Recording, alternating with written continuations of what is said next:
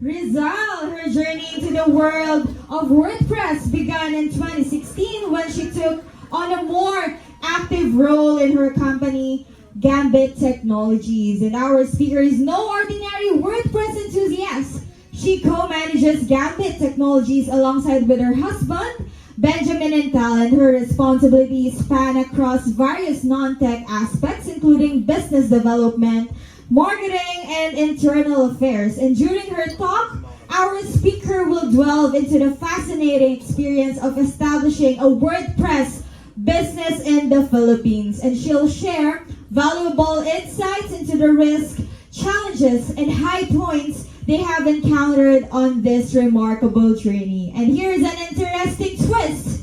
She is not just a WordPress professional. She is also a lawyer by training and profession. Wow! Life often leads us down to an unexpected path. And when she's not immersed in WordPress world or practicing law, our speaker indulges in the art of watercoloring and calligraphy. And now please join me in welcoming this multi-talented individual, Miss Dielle Kapunan. Let us give her a big round of applause, please.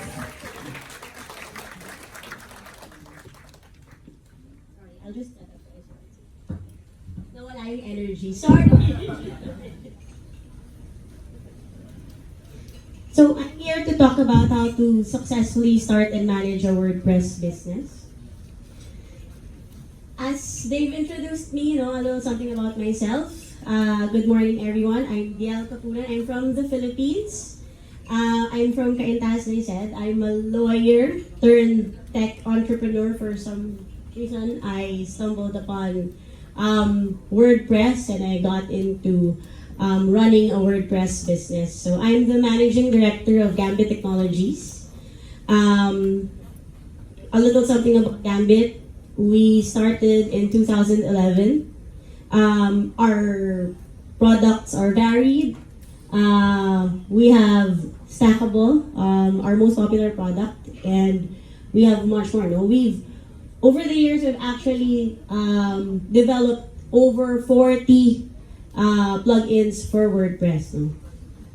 Okay, so a little something about Stackable. For those of you who don't know about Stackable yet, it's a WordPress plugin that gives you custom blocks, designs, templates, advanced features like dynamic content and conditional display and more. It's meant to be used with a WordPress editor. So how did we start with this product? Stackable actually started in 2018. We decided to start it very early. Gutenberg was still in beta at the time. And why was that? So we caught ourselves in a very precarious situation, right?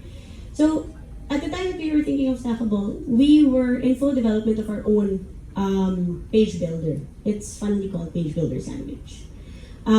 It had some installs, and we were trying to market that product.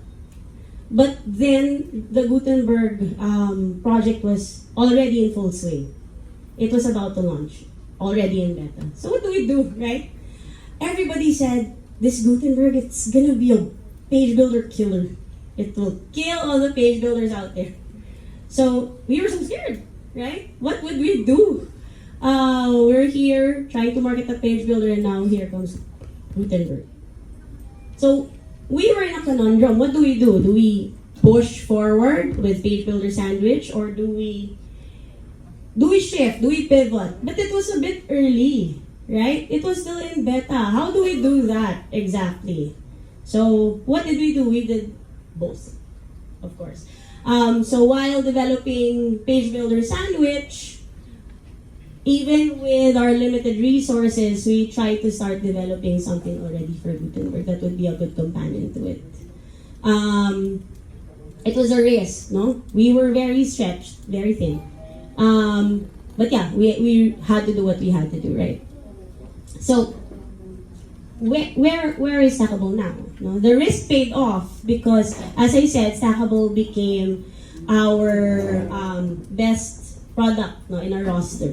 So right now we are 90,000 plus active installs, and on our way to 100, almost 100 already.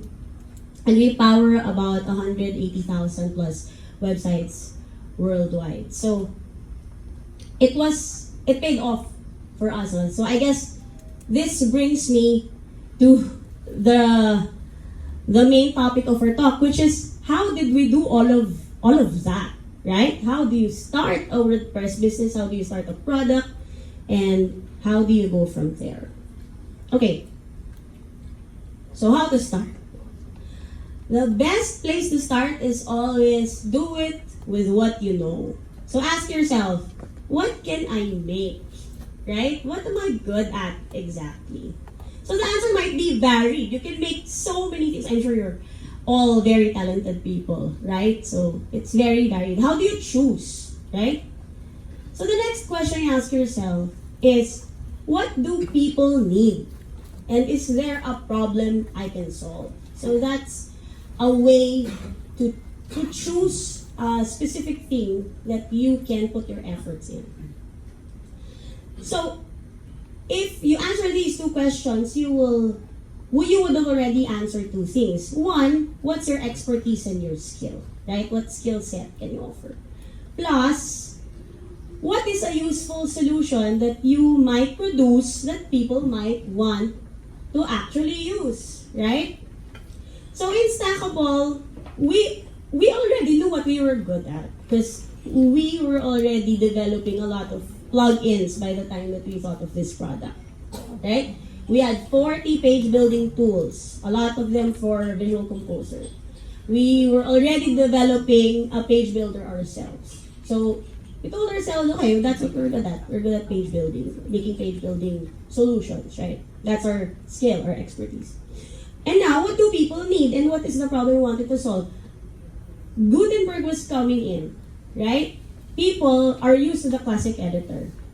They're used to using page builders. So what we wanted to do was give them a way to easily transition or at least have a taste of what the classic editor and what page builders can bring into the Gutenberg. So it's to ease the transition, right? And to have an alternative. So the convergence of your expertise and your skill and whatever useful solution that you might think of that people might need will give you now a product concept, right? That's how you come up with a good product concept. Okay, now you've already pinpointed these two. What do you do next? You have to test your theory, right? Because a product concept is just that. It's an idea. It's a concept. It's not real yet, right? So you have to make it real. And how do you do that? You ask yourself, can I really make this, right? For the first thing. Do I really have the skill set to make the product that I've pinpointed, right? So how do you answer this question? Some people jump in with 2 feet. Developers, I'm sorry to say, I'm not a developer. My husband takes care of all the tech stuff in our company. But developers, I hope you don't get offended, have the tendency of putting all the bells and whistles in, right? They want to make the best product. Everything's there before that thing even rolls out. But is that the best way to do it? I argue that it's not, right? And we don't do that approach in our company. We start with a minimum viable product, right? You have to stop putting the bells and whistles, stop putting the whole shebang, and start focusing on what's important. So a good minimum viable product will be something that focuses on the main features of what you're trying to bring to the table, right? Of what you're trying to produce. So this lessens the risk. You might take months and months and months of development time developing a product that later on you might find is either too hard to make or that people will not want to use it, right? So it minimizes the development time and the risk that you will have to put into it. Now, you also have to ask yourself, will people really use this product that I have thought up, right? So you have to do your market research. That's very important. And the minimum viable product that you come up with hits two birds with one stone. You can do market research better with a minimum viable product. You can actually put things in people's hands. You can actually ask them to test it out. And it will be better for them and better for you ultimately because they will give you real feedback, right? It's different answering a survey. It's different when you're actually using something.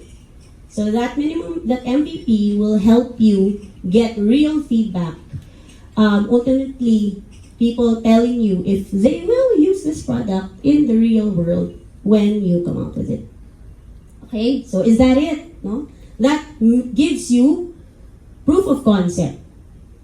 For a little bit, it will give you something to go on when you decide, okay, is this a good idea? Is this really a good product to get to market and get to launch, right? So you can decide that. You can have different MVPs at one time, right? You can choose from the lot and what you think would be the most successful, and then you launch that, right? Okay. Now, getting to launch. You've chosen a product, right? You have a concept. You've done the MVP. Now, what do? There are a lot of things to do in launching a product. It's one of the most exciting things in the life of a business, having a new product launch. Very high hopes, usually it comes with very high hopes, high excitement, also high stress, high risk, right? So what do, right? The key to a good launch is very good planning. And you have to plan a lot of things, right? You cannot think of a concept today and then have a launch next week. It's just not gonna happen, right? You plan it out well. So while you have a lot of things to plan, these are the things you have to focus on. You focus on the product, right? That's the first thing. What is version 1, right? What does that look like? You have to decide that. You have to decide, you already know what your MVP looks like, right? You've already done the market research. But now, the developers will be happy because they can now put in the bells and the whistles. But how much bells and whistles, right? What does version 1 look like? You have to decide that, and you also have to decide what are the things that will have to wait until version 1.1, right? So you need a cutoff. Next, you have to focus on your brand. So brand is not something that's just nice or to your taste. Of course, it has to be nice, right? But to your taste. But when you're choosing your brand and when you're preparing it, it has to speak to your audience, right? If it doesn't relate to your audience, no one will buy your product. No one will take it up. So the brand must reflect your offering, but must also reflect who can use it, right? It has to speak to that person. Next, marketing. What is your marketing strategy to get people to know that you have this product? That's why you have a launch. But how do you get people to get to know that you have a launch, right? So the launch itself, you have to market. The more people that will be at your launch, the more people who will see your product, and the more users you will have down the road, right? Next, user success. People don't usually think of this when do launches.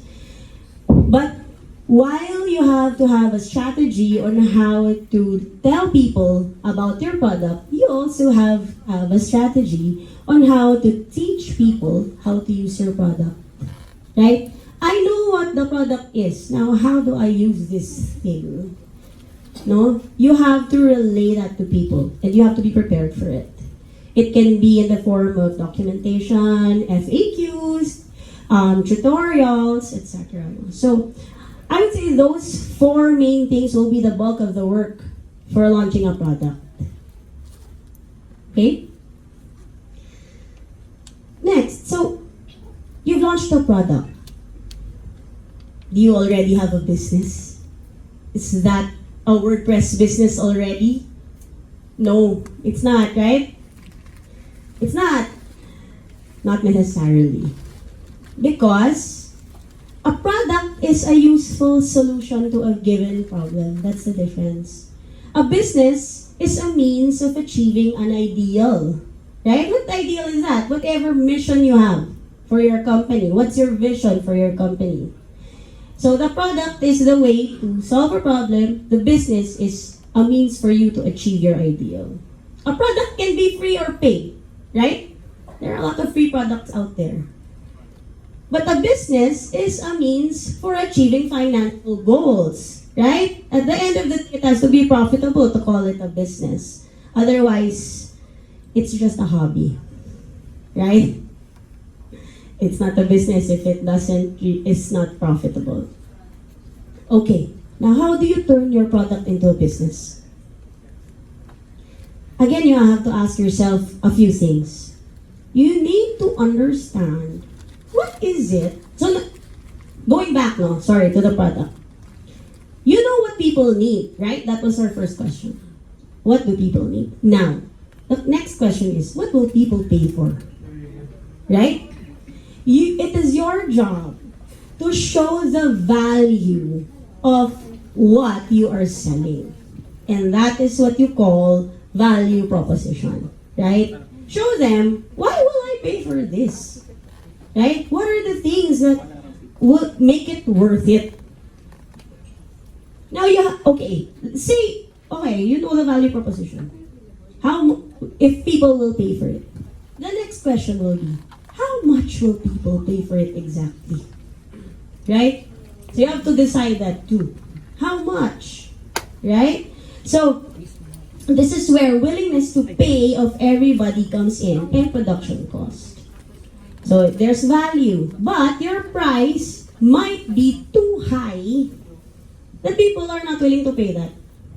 But your price can also be too low that it's a hobby, not a business. Right? In Stackable, to share with you, this was very tricky for us. We were one of the first block libraries to come out with the premium version. So there were no comparators. Usually you peg your price to whoever's out there, your competition. You have to compete with them. But we had no competition. That's the problem. So we had to do a lot of experiment. A lot of asking questions. So we put it out there. $49 a year for one website. Guess what people said? Ridiculous. No one's gonna pay for that. Right? No one's gonna pay for a block library. That's an untested product. Right? No one's gonna pay for that. So what did we do? Yeah, true. No, some paid for it, not nearly enough to make it a business. Right? To make it viable. So we lowered the price to $29. And the sales came in. And that was the willingness to pay level of people at the time. But now, how much is Stackable now? For a single site, it's $49. We went back to $49. Because throughout the years, we were able to add more features. We were able to give more value. So we were also able to increase the price. So we went from $29 to $35, and now people are willing to pay the $49 that we initially, put out there. Okay. Next, how do I get people to buy this product? How do I get customers, right? So that is where marketing comes in and conversion comes in. The biggest fallacy of getting a good user base, of growing a user base, is that build and they will come. Have you ever heard of that? Build and they will come. As if somebody, you put a plugin in the WordPress directory and people will magically find it. Right? People will magically see it, download it. Oh my God, this is the best product ever. Right? Of course not. Some people might find it. Right? But it's not going to get you to where you want to go. So marketing, I'm sorry to the developers again. Marketing is just as important as product development. Believe it or not. It is. So your goal is to get your product in front of as many eyes as you can. That's your goal for marketing. Conversion is another thing. People might see your product, but will they buy it? Right? That's different. You have to show them why they will buy this product. And how do you do that? You have to show them how you will make their lives easier. That's usually what they pay for. Right? It's usually in the form, how do you make the lives of these people easier? It's usually in the form of making their process easier, making their process faster, right? Making things more convenient. It boils down to freeing up valuable time. Once you free up a person's valuable time, they'll be willing to pay for it, for whatever you're selling, at the right price, right? So marketing and conversion is how you get people to buy. When you get all of these things down, now you get a viable business. You've turned your product into a business. Okay? Is that it? No. You still have to make your business sustainable. Right? And how do you do that? Again, more challenges, more questions. Only you can answer these questions. That's why I made it in question form. No? How do you get people to keep using your product? 3 things. No? After you sell something, your responsibility does not end there. You need to let people know how to use your product well. Product maximization is key. How do you do that? You do it by customer success strategies, number 1. Teach them. Teach them how to use that thing, right? Give them examples. You know, giving them a product is not the end of the story. How do you use this? Documentation, tutorials, examples, very, very key. Next is, obviously, after sales support. Help them when they ask for help, right? And give them good help. Support should be top-notch.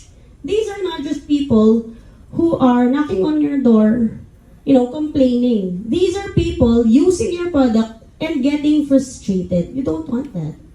You want your product to be good, to feel good when being used, right? So you help them. Help them help you, right? Okay. Next is product improvement. Last but not the least, no, you always have to keep your product getting better and better and better. It's never going to stop. Where are we? V3.12.6. We try to come out with an update every 2 weeks. From 10 blocks when we started, we now have more than 40. We have hundreds of designs. It doesn't stop, right? You just make it better and better and better.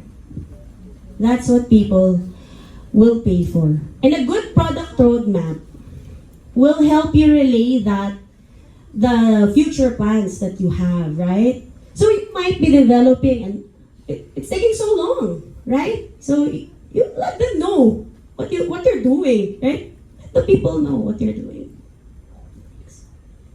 Okay, next. How do I get people to buy more? This is simple. Provide more value. Right? They will buy more if you provide more value. Be it a different feature set in your existing product or a new product category altogether. The key is to provide new solutions for new problems or better solution for old problems. Alright? So those are the 2 things in our view that makes a business sustainable. Okay? Is that all? No! Of course not. It's so simple. Everybody would do it if it was that simple. So other essentials to making your business sustainable. Have clear goals.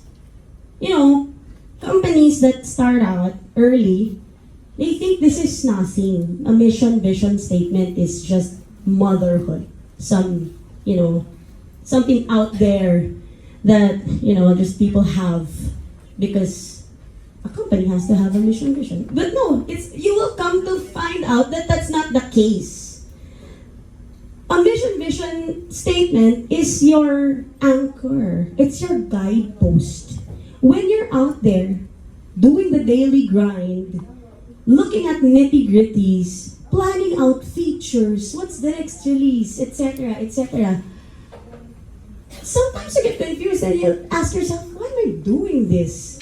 Right? Is this right? Is this the correct next step? And that's when you go back to your mission and your vision. If it's in line with that, then no. And then yes, it's the correct step. If it's not, then no, it's not. Right? That's how important the mission and vision is. Next is listen to your audience. You do not make products just for the sake of making products. Maybe some of you do. But generally, as I said, you make products to provide solutions. In short, you make products for users, right? So the user is your best resource on how to improve your product offering. So when they say something, you listen, right? In our office, we have an ideas dump of all things that users request. And our customer success and support person joins the development team to tell them what users want when they have a dev meeting. She's always the first to speak. Because you have to listen to our users. Next, innovate and pivot when needed. As I said, Gambit has had over 40 plugins, right? Back in the day, we started with themes. And then we had a lot of plugins for Visual Composer. And then we had a page builder because we wanted to leverage the things that we've learned through the smaller plugins and give them a better solution. That's because we just needed to respond to the demands of the times, right? Tech changes a lot very fast, and you have to change with it. That's the reality. So you have to innovate and to pivot always. As I said, Stackable is born out of the Gutenberg project. Right? And it paid off for us. And now, where are we? If you look at our booth, we have WP Interactions. We're planning a beta of a new product. A little commercial. We're planning a beta of a new product. It's meant to make websites interactive. Now, that's our new next step to our page building expertise. It's giving people a way to make websites interactive with the new WordPress editor. You can use it with Stackable, obviously, but it will be a standalone, so you can also use it with the native blocks only. You can also use it. Eventually, our plan is to have it used with even third-party block collections. So innovate. Don't be afraid of pivoting. It's okay. It's needed. In fact, it's necessary. Next is accept and manage risk. Risk is part of business. Risk is part of product development. That is the way that things are. So accept risk, but manage it well, right? One of the risk management tools that we use is just what I discussed earlier, having an MVP, right? Instead of going out and doing all the bells and whistles. That's a risk management tool. Next is nurture a good team. You can only go so far by yourself, right? Our whole team is here. Where are they? There, over there. Okay. they're composed of, we're all Filipino, right? So all of our team members are Filipinos. We're very proud of them. They are a young, very innovative bunch. They have our utmost confidence. They always do their best. So nurture a good team. And last but not the least, keep it fun and meaningful. You know, running a business, it's not just like a job. It's a 24-hour thing. You will do it. You're sleeping and you're thinking, oh my gosh, what an idea. I have to write this down. Everything. Most especially for us because we are husband and wife. So our meals, sometimes, we talk about Stackable, right? We never stop thinking about our business. So it has to be fun. It has to have meaning. right? If it becomes stale, it's a chore. How can I do it every day, right? Stackable to us, honestly, is not just a product. The way that we look at Stackable is, people use Stackable, small businesses use Stackable to sell products, to make money, to put food on the table. Bloggers use Stackable to speak their minds. Nonprofits use Stackable to tell a story and pursue an advocacy. It gives it a whole different meaning, right? It's not just a product you use, it's not just a website builder to us. To us, we think about that. That's why our templates are geared towards specific people, right? We're talking to people. They will use it in real life, in their own daily lives, right? So keep it fun and meaningful so it does your job, doesn't have to be a chore. Okay? So with that, I'd like thoughts and questions that you may have.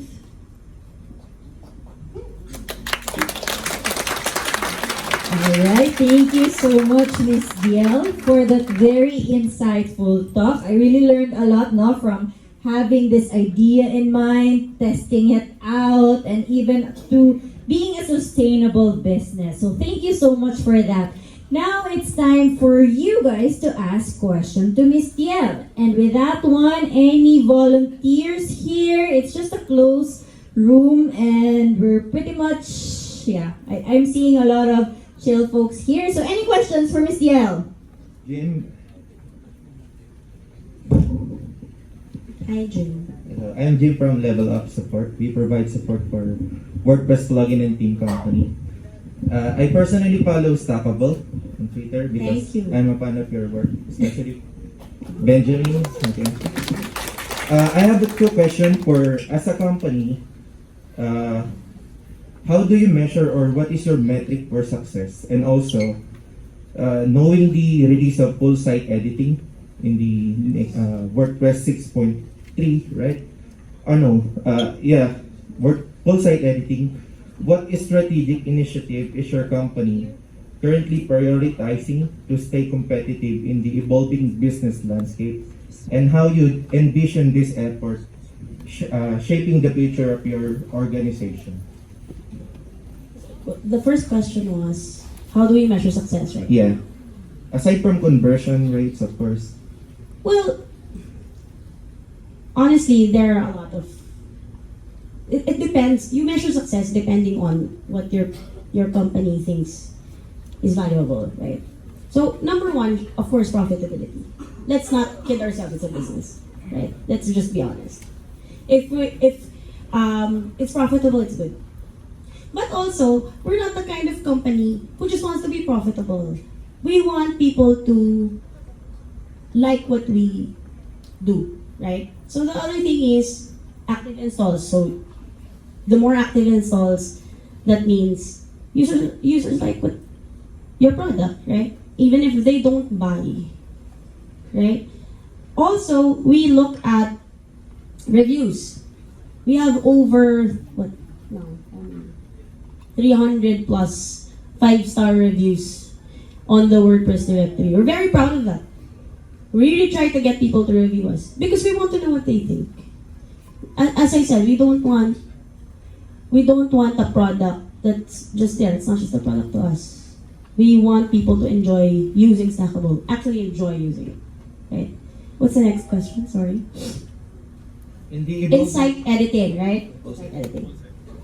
So we always roll with the punches anyway. We're always looking at Gutenberg, always looking at where WordPress is going. So we try to plan ahead. For full site editing, our blocks will be full site compatible. Are full site compatible already. Full site editing compatible already. So in fact, we don't have theme. We don't recommend our own theme. No, you can use any theme with Stackable.